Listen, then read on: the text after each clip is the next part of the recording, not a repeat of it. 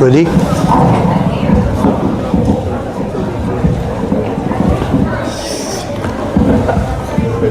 الحمد لله والصلاة والسلام على رسول الله وعلى آله وصحابته ومن والاه. أما بعد.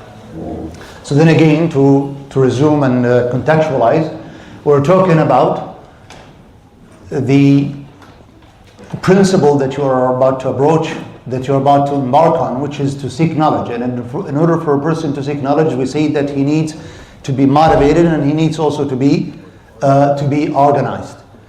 We just finished talking about being motivated, then we talk about being organized. In order for a person to be organized, there are two things that they need to be organized. One, your intellectual approaches, they need to be organized, and your physical approaches in seeking knowledge, they also need to be organized. When we're talking about being organized intellectually, there are three things that you need to bear in mind. First, know that knowledge is a thing based upon evidence, because knowledge essentially is to realize things the way they are. So if someone asks you, what do we mean by knowledge? It's the realization of things the way they are in reality. So knowledge is a thing that is objective. It's independent regardless whether you're even on this planet. It will exist. Okay? You realizing it the way that it is, as it is in reality, then this is what we call knowledge. So the realization of a thing as it is what we call knowledge. For knowledge to be, there must be an evidence. That's why العلماء يقولون المسألة ما يبرهن عليه في العلم. That an issue, a matter in knowledge, it is that which is supported, ما يبرهن عليه, that which is evidenced in what? In what we consider knowledge. So then for it to be knowledge, it must be supported. Let me give you an example in order to understand what we're talking about. If I say to you, if you boil water, if you heat water up to 100 degrees Celsius, what's going to happen? It'll boil, right? If all factors are available, that there are no preventatives and all conditions are present, sufficient and necessary, then it will boil. Now, if I ask you why, I can guarantee more than 99.9% of you, they would say, we don't know. I don't know. So what do you have? You have information, you have data, but you don't have knowledge. For you to be knowledgeable, it means that you know the why question, the evidence. Why? So then, the major difference between a person who is knowledgeable and a person who is not knowledgeable is that the former is basing his knowing on evidence, while the latter is basing his knowing on no evidence. He's just imitator. He knows it. He's not a person to support it, to back it up. So then, knowledge is a process of backing up things. If you believe things, if you claim things, then you've got to back it up. You need to have an evidence. Otherwise, you are just like a layman. They call layman. You are imitator. You are simulator. You are just a person who is imitating, simulating. So then there is a difference between data, information, what you call it in your language, in English, and knowledge. Data, it will boils. It would boil. It will boil. It will boil. But why? This is what we call knowledge. That's why you go to study. You study science, and then when you study science, they will tell you why. They provide you the evidence why it boils. So then, the explanatory ability to things, why they exist, the way they exist, and so on and so forth, to prove the rulings or the rules, this is what we call knowledge. So therefore, if a person wants to seek knowledge, he must realize that knowledge is what? It's an issue that is proven or that is backed up. Okay? Sometimes he would say that reasonably argued. Not necessarily. It's one way of knowing things is to come through the conclusion through reason. But you might come through experimentation to realize things, through revelation or testimony. So there are multiple ways through which you can come to the conclusion. You can back up your claim, what you believe in. The thing is that you must know that knowledge is based upon evidence. What would ensue? This is the first thing. That you need to understand the meaning of the process of what we call evidentiarity. You must train your mind in order to be a good seeker of knowledge, to be organized intellectually.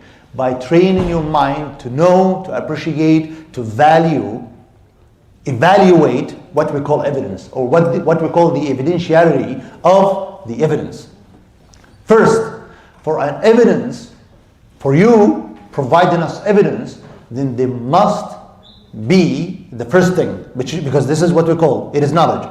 The second thing that you need to provide is to tell us why is it evidence, what we call the denotation, the signification of it. Okay, you have an evidence. Do you know how is that evidence supporting what you're saying? So an evidence, it's not just a banner you raise. You tell us why. Why when you quote, for example, أَوْتِرُوا يَا أَهْلَ الْقُرْآنِ. The Prophet ﷺ says, "Oh, the people of Quran, pray witr." You argue, you're saying that this is an evidence that praying witr is mandatory. We would ask you by saying why. So you provided the evidence, you've got to tell us why. How does it denote your claim? How does it lead to your claim?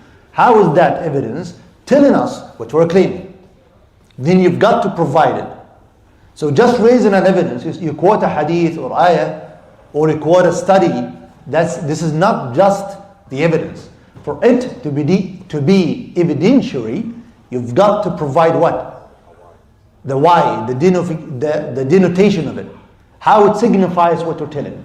Tell us why. And then thirdly, you've got to respond to the counter. So the whole process of evidentiality of a thing, which is essentially what we call knowledge, is to provide the evidence. You tell us how it is going to be evidencing what you're talking about. And thirdly, you must tell us how to counter the argument. So it's not just that you provide us an evidence and you raise it like a banner. I have an evidence. This is not enough. You've got to tell us why and to respond to the counter. Okay? So this is the first thing of being intellectually organized. It's that realization that knowledge is what?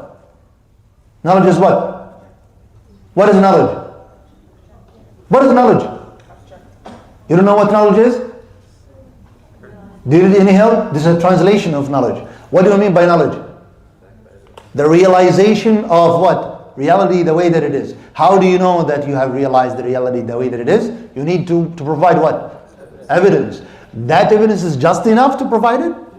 How then you're going to be intellectually organized and provided the evidence? You tell us how, why. And then thirdly, you have a counter. You've got to provide a counter. Otherwise, you're just shouting in the streets. Nobody is going to care about you. In the science, in the knowledge world, when they speak, they don't speak, it seems to me, I think, I feel. You've got to back up what you're saying. If I say to you, is it allowed to exchange, for example, 2 pounds of wheat for 3 pounds of barley? In knowledge, we don't anticipate you to say, it seems to me, I feel. La, you've got to provide what? If you say yes, tell us why and how. Then it's going to be raised against you, a counter argument. You've got to respond to it. Then we say, you are what? Knowledgeable. You are knowledgeable. So then this is the first thing. The second thing that you need to pay attention to is to know that knowledge has what we call principles and axioms. Usul wa qawa'id. So then to be organized intellectually, in order to seek knowledge, it's not like what we just said. You just gather evidences and you know how to use them. Or you provide us how they signify what they signify. You might be completely wrong. You're not systematic. You're just guessing. Sometimes you would use the evidence the way that you're using it, and you would provide a counter argument. But another way, you're going to use the same evidence in another way. So there is no consistency because it's not based upon what? Principles and axioms. That's why we say that a person who is knowledgeable, mu'assalun wa muqa'ad. You have usul, you have what? Qawa'id. Otherwise, you're shouting everywhere. That's why I have a lot of people, they say we follow the evidence. Okay, that's very great. But then, we're going to find you lacking consistency. Sometimes the same issue, you would rule it in one way, the very issue, in the same circumstance, you will rule it another way. Why is that contradiction and the lack of consistency? Why? The reason is that that person is not, he's not rooted, not grounded. How to be rooted and grounded? You need to have principles and axioms. Qawa'id wa usul. What is the intention of al-usul? Al-usul is to evaluate, to weigh the evidences. It's related to the evidences. How to weigh them, how to use them, how to reconcile between them. This is related to what we call usul. And then we have thing that is called qawa'id. Qawa'id like axioms or maxims. What they are functioning for, to govern, to control, to organize the rulings. Because what is it? Why do we need the evidence? Do we take the evidence so that we can have it like a what? Like a painting on our street, on our houses, on the streets or whatever? No. Why do we need the evidence? In order to conclude what? The rulings. Right? The evidence is intended for the rulings. The principles are intended to organize, to control, to govern the evidences. This is related to the principles. The maxioms, they are related to governing, controlling these rulings, to evaluate them, to know whether or not they are going to be correct in relating them to that evidence. And we're going to be talking about these issues, inshallah, in the following courses and the classes. But the thing is that you've got to know how to study with what? Qawa'id. You've got to know how to study with usul. That's why every science in the Islamic studies, they have what? Usul. In order to study tafsir, there are usul. In order to study hadith, there is usul. In order to study fiqh, there is usul. In order to study aqeedah, there is usul. The same thing is applicable to these sciences in terms of qawa'id. There are qawa'id. They are governing the rulings, controlling the rulings, directing the rulings, safeguarding the rulings. Otherwise, we're going to be, like what you say, it's going to be messy. Because knowledge is overwhelming, like what you said. How to control it? How to control it? By knowing the principles and the maxioms or the axioms, so that you can know how to handle evidences. Because the evidences they are intended for the rulings. So this is the second thing, that a person needs to be mu'assalun wa muqa'ad. You study usul and qawa'id. And that's what we're going to focus on heavily, especially for the first 2 or 3 classes. The third thing that you need to pay attention to be intellectually organized is to know that knowledge is a continuous process. So one of the things that will help you being intellectually organized is to know that knowledge is a continuous process. What do you mean by this? You need to get it what? Gradually. Knowledge is an exercise of graduality. You take it step by step. As a Shafi'i rahimahullah, and it's also reported from Az-Zuhri, he said, "Man rama al-ilma kulla dhahaba anhu kullu." If you ask, if you say, I want all of knowledge, you will get nothing. So knowledge is a process of a graduality. You take it a step by step. This is going to be very helpful for you to pursue knowledge organizationally. If you think that you're going to get knowledge by skipping many steps that they are necessary to be taken before going to these steps, then you're going to be ending up what? Intellectually messed up, disordered, disorganized. So knowledge is a step by step, gradual. And there are endless implementations of that. For example, you don't go to another book until you finish the first one. That's why you have a lot of students. They attend one class, one book, 1/3, half of it, then they go to another one. Then they attend another class, and then they will get 1/3, half of it, 3/4 of it, then they will leave. We call them a tasting students. الطلبة الذواقون. He began reading book, and then what happened? If you see him the other day, he started another book. Then you see him in about a week, he started another book. Did you finish these books? No. But I'm still trying what is going to fit me. That tells that there is no organization. So then, the third thing that you need to pay attention to is to know that knowledge is a continuous process. What would ensue is to know that if you like to seek it, you've got to seek it gradually. Now, as for talking about being organizationally, being physically organized, again, I would mention three things. So for you to be physical things, tangible things, to be organized, the first thing that you need to pay attention to is to know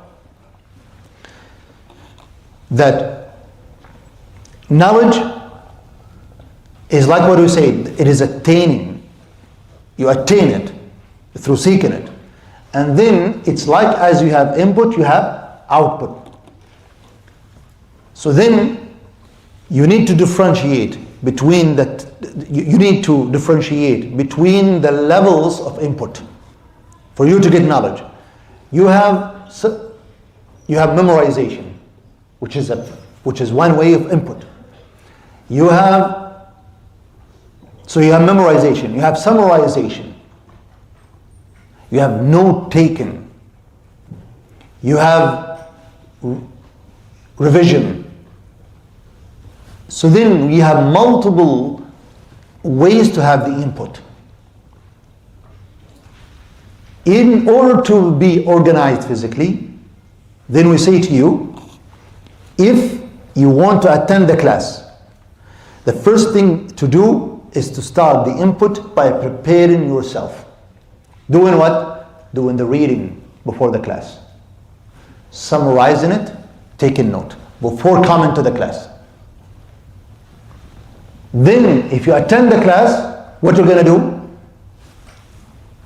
What you're gonna do? Taking notes. Taking notes. And then once you take notes, what do? You do the summary. You summarize. And once you summarize, what do? You revise. After all of this, if it is needed to be more memorized, what do? You go on and memorize. This is what you're going to do until it would become a habit of you. It's going to just become a habit. So then the first thing is that you realize that knowledge, as Allah Ta'ala says, وَاللَّهُ أَخْرَجَكُم مِّن بُطُونِ أُمَّهَاتِكُمْ لَا تَعْلَمُونَ شَيْئًا وَجَعَلَ لَكُمُ السَّمْعَ وَالْأَبْصَارَ وَالْأَفْئِدَةَ. Allah says, Allah who أخرجكم, the one who let you exit from the bellies of your mothers, you know nothing. Then he mentioned things that are going to be the input, the sources through which we can learn. جَعَلَ لَكُمُ السَّمْعَ, he created for you hearing, وَالْأَبْصَارَ, seeing, وَالْأَفْئِدَةَ. Al-afidah, they are related to the intellect, because al-fu'ad عَمَلُ الْقَلْبِ is the action of the heart. That's why he said, وَجَعَلَ لَكُمُ السَّمْعَ وَالْأَبْصَارَ وَالْأَفْئِدَةَ. So then Allah Ta'ala mentions these input, or the sources of input. Like if you have a computer, for it to work, you need what? You need what? You need input. Otherwise, it won't function. For it to function, you need the input. These are the input. These input are going to be through reading, summarizing, taking notes, and then revising. You attend the class, taking notes, summarize, and then revising. If it's needed to be memorized, you memorized. Okay? So then, the first thing that you need to be organization. If you'd like to seek knowledge, seek it this way. ولهذا Ibn Uyayna rahimahullah, he says, the first step of knowledge is to listen. Then he says, after listening, he said, comprehending. قال أول العلم الاستماع ثم الفهم. You understand. And then he says, then revision. Then he said, acting upon. Because this is the end result. So then he said revision. All this revision is included in taking notes, summarization, because this is a process of revision. You're revising. ولهذا they used to love what we call المذاكرة. Alqamah rahimahullah, he said, keep revising knowledge. Indeed, otherwise it's going to perish. Abu Sa'id al-Khudri radiallahu anhu, he said, even before Alqamah, he said, هيج العلم بالمذاكرة. Make knowledge like make it gush. Like it springs through what? Revision. Keep reviewing it. If you keep reviewing, the knowledge is going to keep reviving. You keep reviving it. So then this is the first thing. This is how you approach knowledge. And then you're gonna get knowledge. Bi'awnillah. Secondly, never wake up in the morning, you don't know what you're gonna read, what you're gonna attend as of classes and so on and so forth. So what does that mean? From today, from this night, you start to have what? Schedule. You need to have a schedule. Not necessarily to be written, although it is better, but you know what you're doing. So if I say to you, this Friday, what do you have at 2:30? Essentially, you know what you're going to have. Not necessarily you're going to do it at 2:30, you might do it at 12:45, 2:45, but you know what you're going to do. At least you know every day what you're going to achieve. What you need to finish, what you need to get done. You know. So then you need to have a schedule. Written better, even if it's not written, there's no problem. But you need to know what to do. So every Friday from this time up till this time I have a class. Every Saturday from this time to this time I have reviewing. Every Sunday from this time to this time I have summary. Monday from this time to this time I have a class, and so on and so forth. So then you need to have a schedule. Don't make it the way that it is. Well, I heard that they have a good class. You know what? I'll go to attend. And then the following week, I heard that there is a better class. What about it? Let's go. Oh, there is a YouTube channel. Let me check. Oh, there is a book. Some people that they recommend. This is messy. You know what you're going to do. That's why if things, they interrupt, they get in conflict with your schedule. What's going to be given a priority? Your schedule. Okay? In order to maintain consistency, you're going to be organized. You're going to notice yourself that you are achieving. The third thing for you to be physically organized is to having things into priorities. What do you mean by this? There are certain things in your life they must be considered necessary. Like what? Prayer. Like sleep, eating, sleep, food, your parents. These things are necessary in your life. You consider them to be necessary in your life. And then also seeking knowledge in your life is going to be what? From now on, necessary. it's a thing in your life. Like when you wake up in the morning, you eat breakfast. Okay? It goes without saying. You're gonna what? Read a book, attend a class. It's just part of your routine. From now on, this is how you think. Don't leave Dar Al-Farooq tonight without thinking this way. This is how I wake up in the morning. This is how I go to sleep. That it is part of my life. So it's necessary thing for you. Okay? So then, once you know that there are things which are necessary, there are things that they are needed. They're not necessary, but they are needed. Then you have things that are luxurious or complementary, supplemental. You need to prioritize. So then, if you have a conflict between prayer and seeking knowledge, what's going to be given a priority? Salah. If you're gonna revise or review a knowledge issue, but your parents, they want you immediately, what you're gonna be given as a priority? Your parents. But if your friends calling you, to have a picnic, and you have a book scheduled to be reviewed and summarized, what you're gonna do? The book. Because knowledge now in your life is what?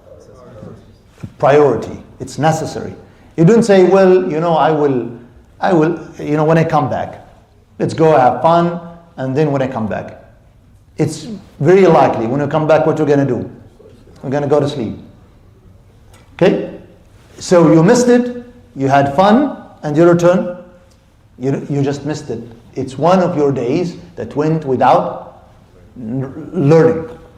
So therefore, in order to be organized physically, you need to have priorities in your life. And you need to know how to prioritize. And this is what they call time management.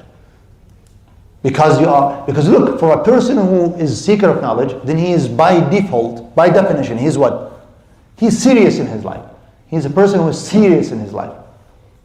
So just getting out of the masjid and speaking about things that they are not necessarily to be beneficial for about 10, 15, 20 minutes in front of the door of the masjid. Is that a habit of a seeker of knowledge? No. A seeker of knowledge, he's paying attention to his time. Because time is knowledge. Not time is money, time is knowledge. Time is knowledge. So then you've got to know how to prioritize. This is time management. And this is another lecture. But you need to notice this thing, that you need to know that you have necessary things, you have things that are needed, and there are things which are complementary. You can delay, you can defer, you can what do you call it? Procrastinate. What do you call it? Procrastinate. You can delay. Okay, so you can delay. Tasweef. Because they are luxurious, supplemental. But things that are necessary, you can begin with. The same thing is going to be applicable in the process of prioritization. You don't go to a book that is essential in that science, and then you give another book that is not necessarily as essential, and you give that book the priority. So then you need to know how to prioritize.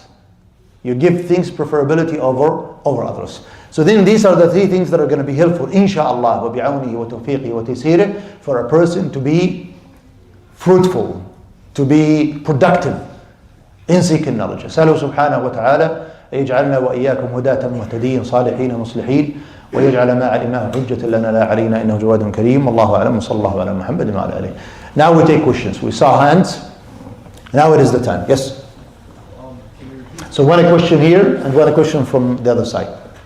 Can you repeat the first thing you need to have to be organized intellectually? Yeah, three things. In summary, who can summarize them? Let's see who is that person knowing how to take notes. Do they teach you in school how to take notes? Do they teach you? Yeah, it's a must. It's an important skill. Yeah, back there. Yeah, and you need to know what the process of evidentiality. which is knowing the evidence, what it signifies, and how to respond to the counter. The second thing, You must know that knowledge is based on principles and actions. exactly, which is to be essentially rooted and grounded. It means that you have usul and qawaid. And thirdly, That you must know that knowledge is a continuous process. exactly, which is that knowledge is a gradual, a process of gradual. So you seek it step by step. That's why you're going to be organized. A question here. This side, the side of the sisters. Yes, go ahead. The sister who raised her hand. Yes. Can you define usul and Can I what? Can you define usul and qawaid? Yeah, usul, al-asl, when we talk about asl, terminologically, because linguistically, al-asl, ma yubtana alayhi, that which other things are built upon, based upon. That's what we call asl. Terminologically, when we talk about asl, al-asl, we're talking about al-adilla, al-ijmaliyya, that which a person using them is told how to use them. In a brief wording, al-usul is not the specific evidences for particular issues. It's the general evidences. So, sometimes when we're talking about what they call philosophy, grand theory, have you heard of that? The grand theory? The theory that explains or tries to explain as much as possible. This is what we call usul. هي الأدلة الإجمالية. يعني it's not talking about that specific evidence. يعني قال الله قال رسول الله صلى الله عليه وسلم. So it does not talk about these specificities. It talks about the general evidences. يعني how that evidence is going to denote a particular issue. يعني for example, is a command leading us to believe that this is mandatory or preferable? This is what we call what? A general evidence. It's not a specific evidence. If we say that if there is an addition to the text, then it's an abrogation. This is what we call what? General evidence. For example, if we say that if we have unrestricted text that has the same cause, then if it shares the same ruling, then that which is restricted as of text, it's going to be restricted by the other text. This is general evidence. So then, when we talk about usul, we're talking about the general evidences. That's first. Secondly, when we talk about usul, we're talking about how to use evidences. So it's not only talking about the specific evidences, it talks about how to use these evidences. So the how is based upon usul. The third thing is that it will tell you about who is eligible to use them, how to use them. So now we told you these general evidences, we told you how to use evidences, then now who is eligible to use them? So this is what we mean by usul, a person who has usul. As per al-qawaid, when we talk about al-qawaid is al-qadaya al-kulliyya التي تشتمل على الجزئيات. Look, rulings for particular issues, they are endless. Issues related to knowledge, they are endless. How to find a common denominator? There is a common denominator governing them, whereby if there is endless issues sharing the same common denominator, then they are going to be included. So then al-qawaid, they provide you that common denominator. They tell you about rulings that they share the same common denominator. Once you recognize an issue that has the same common denominator, what you're going to do? You're going to give it the same ruling. Okay? So this is the meaning of al-qawaid. Al-qawaid, they are related to governing the rulings, as opposed to the usul. They are intended to govern the evidences. To govern, to have oversight to supervise the evidences, and there is to supervise the rulings. Now, this is the meaning of usul and qawaid. Yes, there. How can a person stay humble in the beginning stages of seeking out? Is always you seek it for the sake of Allah. If you're seeking it for the sake of Allah, then you're going to be humble. That's first. Secondly, just take a break and compare yourself. I'm not saying to Ahmad ibn Hanbal, just compare yourself to a PhD student in one of the universities. Not even a PhD student, maybe a master student. This is going to bring about what? Calm down. What you say, relax. Okay? Relax, calm down. Also, one of the things that are going to be helpful for a person to be humbled, أيتواضع, is to acknowledge that whatever you're given as of knowledge is what? It's from Allah subhanahu wa ta'ala. Because if you think that you are smart, there are a lot of people who are smarter than you. If you think that you are strong, there are a lot of people who are stronger than you, physically and intellectually. If you think that because you have good ambition and so on and so forth, there are a lot of people who have that ambition. But what's the problem? You are not guided, and you're given the guidance. So then you acknowledge that whatever you're given is from Allah subhanahu wa ta'ala. What would ensue as a consequence? You're going to be humbled. You're completely favored by Allah subhanahu wa ta'ala. This is a favor from Allah. And once you realize that this is a favor from Allah, either you're going to be grateful and thankful, or you won't be grateful and thankful. And if you're not grateful and thankful, then that knowledge is going to be against you, actually, not for you. As he said, وَالْقُرْآنُ حُجَّةٌ لَكَ أَوْ عَلَيْكَ. Al-Quran is an argument for you or against you. It means that if you take Al-Quran and act upon it, it's for you. If you take Al-Quran but you don't act upon it, it's going to be against you on the Day of Judgment. So then these things and others that are going to be helpful in relaxing that person, to be down to earth. Yes, this side. Yes. Are you going to be teaching it lecture-based, or how is it going to go forward? Yes, we're going to do it in the classical way or the traditional way, whereby we have mutun and we're going to go over them. That's why we need you to be rooted. Because if we do it like in the academic way, it's bad. It's bad, it's not good. By and large, it's not effective. That's why it graduates researchers, but they don't graduate real students of knowledge or scholars. That's why we're going to approach it in the classical way. So we're going to go over these books. Every word is going to be discussed, explained, commented on, elaborated on, and then we move up to the extent of the level. Up to the extent of the level and that which the time is going to be allowing. بِعَوْنِ اللَّهِ تَعَالَى وَتَيْسِيرِهِ. Yes?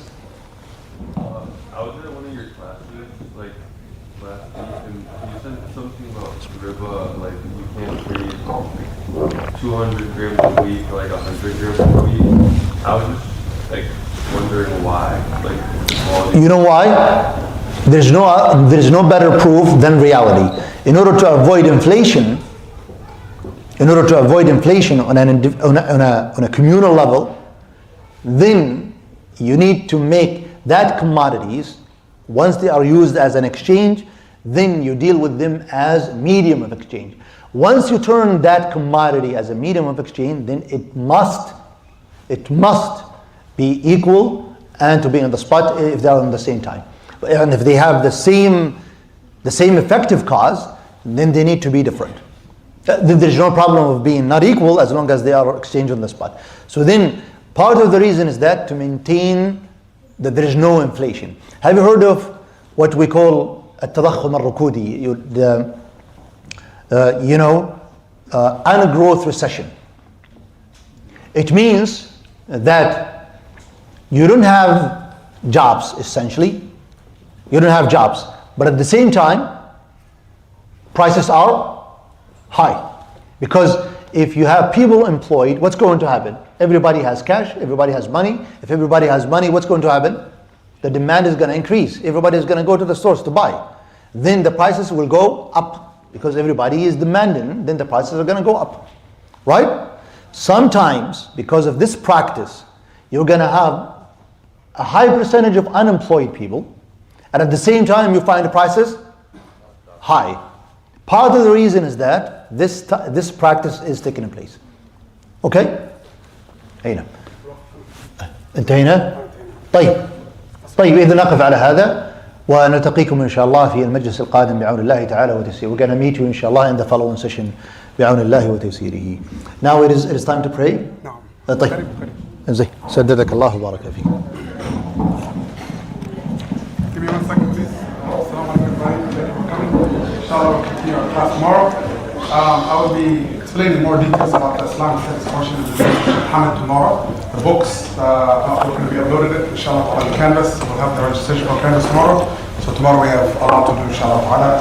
Let's be here, and we're going to start right away, inshallah, at 2 o'clock. Since Salat al-Asr is coming at 2:40ish. So inshallah, see you tomorrow. All the details about Islam study classes will be answered tomorrow, inshallah. So, jazakallah khair. بارك الله فيك. السلام عليكم ورحمة الله. بسم الله.